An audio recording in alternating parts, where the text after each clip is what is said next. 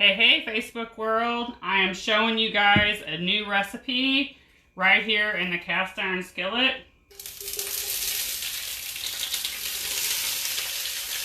I need to get my veggies in here because my cast iron's ready. It's nice and hot.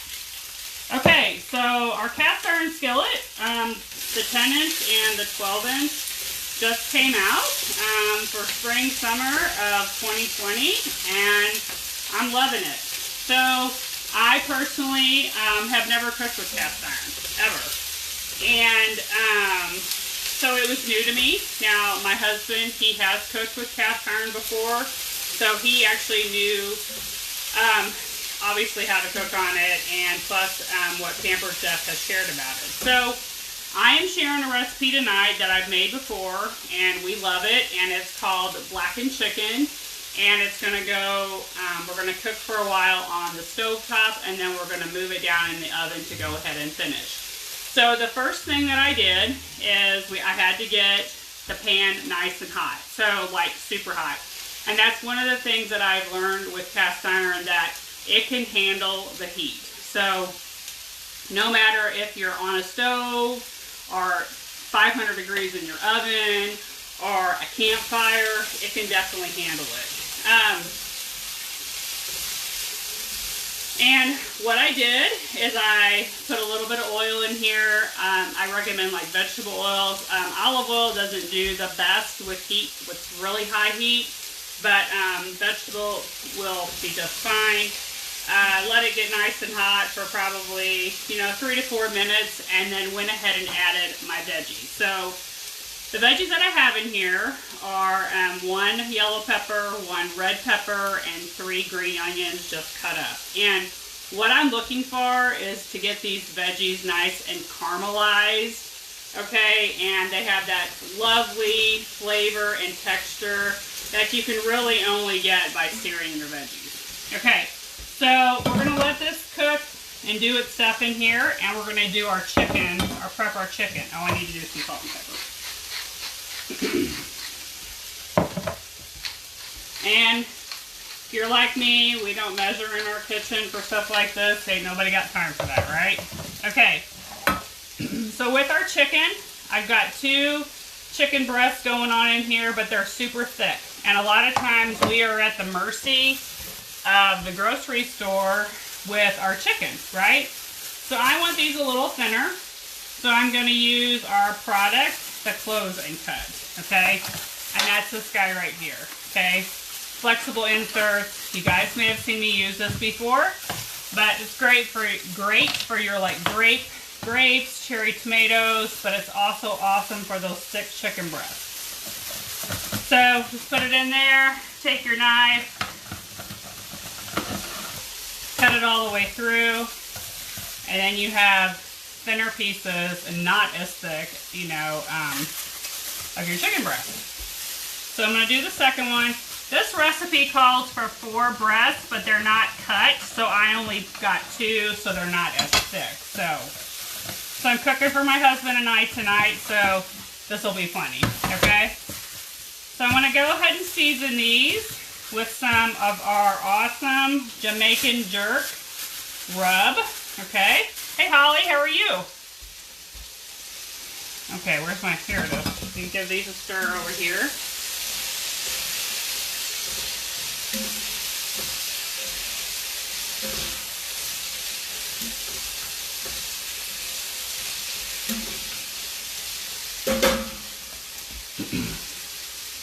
Alright, so I'm going to go ahead and season these, and once they're in the pan, I'll go ahead and season the other side.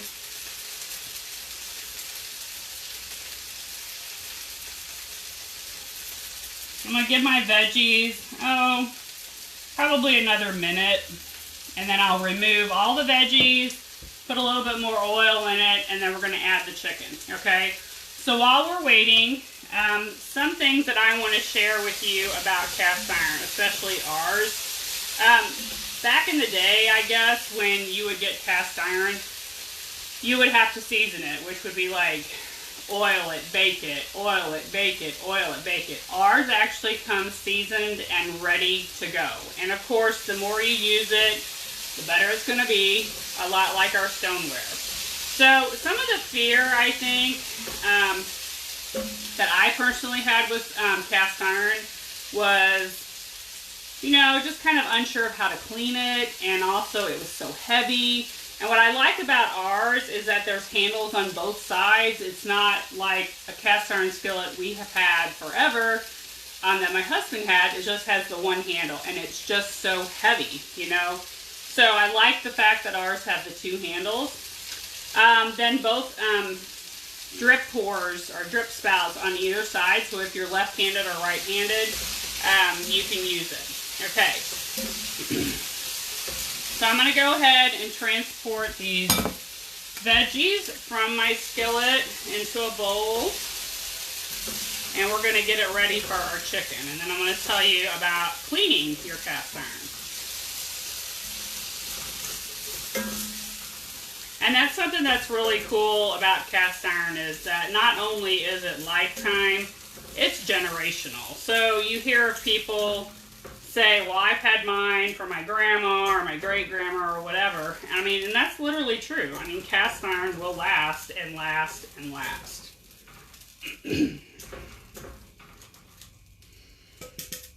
Okay. Turn it up just a skosh. We're going to add a little bit of oil to it before I add the chicken. I do want to add some garlic.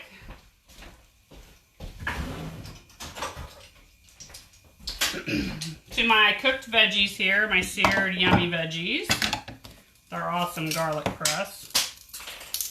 And there went my little attachment there, so I'll have to use my knife. Okay. So I think we're ready.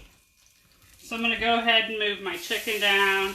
And that's what we want to hear. We want to hear that really nice sear when you add your chicken to the pan. And the, you know, rule about all this stuff, you guys, is when you're searing your meat, don't touch it, don't move it around. Let it create that really nice sear, okay? Again, that's what keeps our moisture in our chicken and just makes it very, the texture is amazing, okay, when you cook like this, when you go after the sear. So for the chicken right now, we want to do about 3 minutes, flip it over, and then do another 2 to 3 minutes with this chicken. If you had pretty thick chicken breast, you would probably want to do on the amount of about 4 minutes on each side before you remove it, you know, take it off or whatever. Okay, a little bit more garlic in my veggies here. I lost my, oh, there it is on the floor, my peeler removal. My Barbie brush. Okay, well, that'll work. I just needed two, so.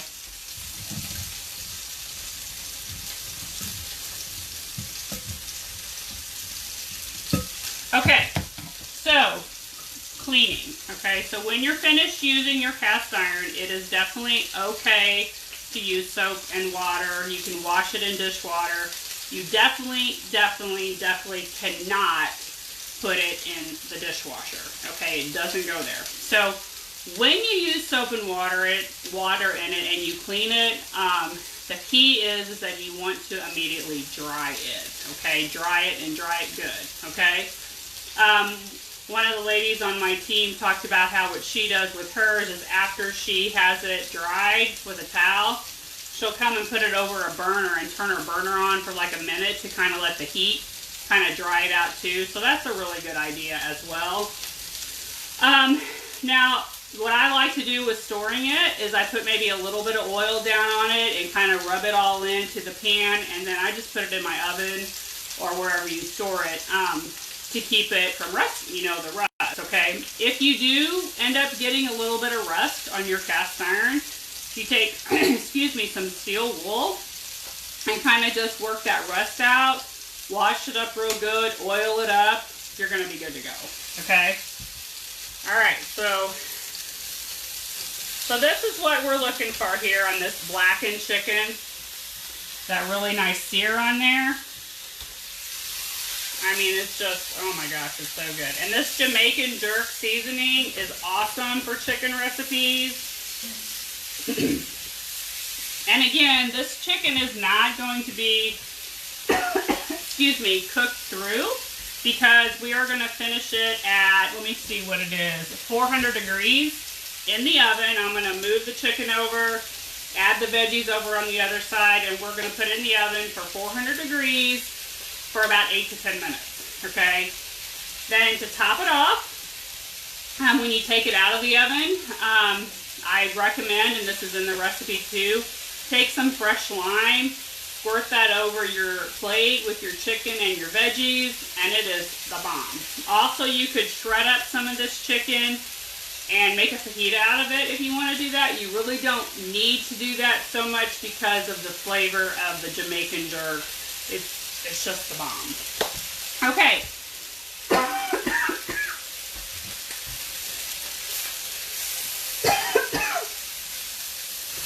It's not the coronavirus, just FYI. Haha.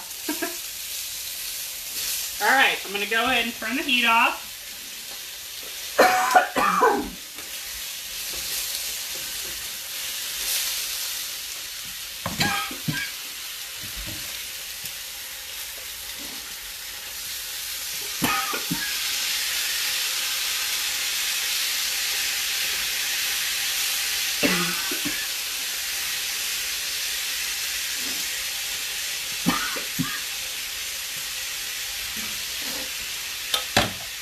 Okay, so this is what it's going to look like, and I'm going to go ahead and put it in the oven. When it's finished, I'm going to post a picture of what it looks like, and then, excuse me, I'm also going to post the recipe and a video about maintenance and care for your cast iron, okay? So I hope you guys enjoyed it. I really wish you could smell it because it smells amazing, but let me know your thoughts or if you have any questions. Thank you.